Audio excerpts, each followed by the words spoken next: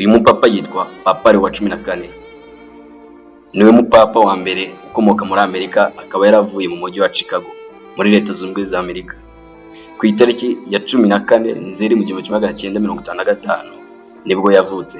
Bivuze ngo afite imyaka 70 y'amavuko. Tugiye kwinjira mu mateka.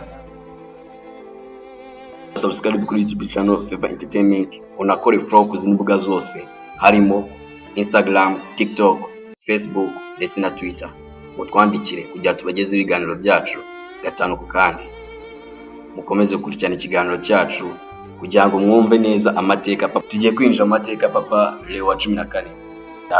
Uburezi yize n'ibijyanye mathematics muri kaminuza ya Villanova, ndetse afite impamyabumenyi mu bijyanye n'iyobokamana mategeko ya Kiliziya Gatolika. Ubuzima bw'iyobokamana, yinjiye mu muryango wa Saint August mu 1982, akora umurimo w'umisiyoneri muri Napaleo kuva mu 1985 kugeza mu 1998. Nyuma yaho yabaye umwepiskopi. Ngira ngo mwese murabizi abepiskopi n'abasenyeri muri make. Yabaye umwepiskopi cyangwa umusenyeri muri Chicago kuva mu 2015 kugeza mu 2013.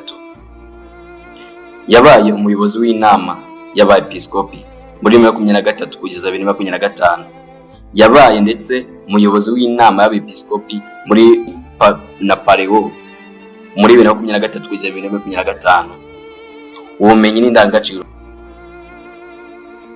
kandi hari ibikorwa by'ibyambere yakoze akimara kuba papa. Reka tuze tubirebe. Ndabibutsa gukora subscribe kuri YouTube channel Fever Entertainment kugira namwe mukore umusanzu wanyu, mugire umusanzu wanyu mutanga kugira ngo muzajye mugezweho amakuru meza yuzuye gatanu ku kandi. Mukomeze gukurikirana ikiganiro cyacu kubijyanye na Papa Leo wa 14 watowe ku itariki ya 8 Gicurasi 2025. Igikorwa cye cyambere yakoze nyuma yo gutorwa. Ubwo ndavuga gutorwa mukumva gutorwa ku itariki ya 8, oya no gutorwa nyuma yaho ku itariki ya 9 Gicurasi 2025 nibwo yatanze misa ya mbere ari kumwe n'abepiskopi muri Saint Etienne muri chapelle yaho. Ikiganiro cye cyambere yatanze